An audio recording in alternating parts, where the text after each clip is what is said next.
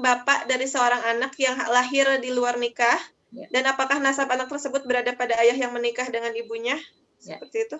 Ya, itu udah jelas nggak ada ya. Anak yang hasil dari perzinahan dia dinasabkan ke ibunya. Jadi Fulan bin Fulanah kalau laki-laki, atau Fulana bintu Fulana. Dan di zaman ada seorang gubernur Baghdad kalau nggak salah di zaman dinasti Abbasiyah, kalau saya tidak salah, itu Ziyad bin Ummihi dibilang situ, atau Ziyad bin Abihi, nggak jelas bapaknya ini siapa, nggak disebutkan siapa namanya. Nah itu terus sudah jelas bahwa dia tidak berhak atas anaknya, tidak mewalikannya, tidak berhak juga atas warisan, tidak saling mewarisi antara satu sama lain. Kalau hari ini misalnya ada tuh artis R misalnya, kalau ikut saya tuh lihat gosip-gosip bukan apa ya. Mengambil pelajaran ya Ustaz ya. Itu kasus yang faktual gitu loh, yang terjadi di Indonesia, yang menarik untuk dibahas. Jadi ini loh seperti kasus si ini dengan kasus si ini. Nah itu kayak yang sepersusuan juga. Kalau boleh gini dikit gitu, di Indonesia juga ternyata ada yang menyusuinya di atas 2 tahun. Apakah itu akan menjadi mahram? Kan yang kasus artis, meskipun bukan muslim ya, kasus artis siapalah ada namanya, yang dia menyusui seseorang yang diangkat menjadi anak agar menjadi mahramnya, maka dia susui padahal anaknya ini udah 7 tahun ke atas kalau nggak salah, pas 10 tahun lah gitu.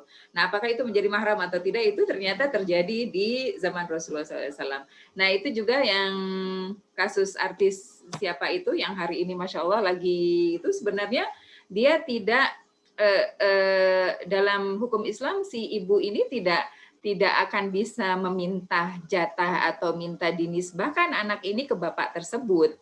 Gitu, jadi percuma gitu ya setelah ini. Jadi ini kayak menjadi sebuah hukuman bagi keduanya gitu nanti. Mungkin si bapaknya sekarang enak banget dong, dia tidak bertanggung jawab untuk ini itu gitu. Tapi nanti menjadi namanya seseorang yang punya hubungan itu sampai kapanpun tidak bisa di ini loh. Seseorang itu tetap akan mencari asal usul saya itu dari mana.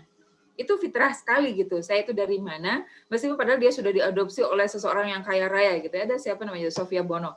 Kalau nggak salah dia tuh sampai mencari orang tuanya dari mana. Ada sisi yang kosong kata dia yang belum saya ketahui tentang diri saya. Jadi itu fitrah sekali gitu ketika seseorang mau mencari tahu asal usulnya.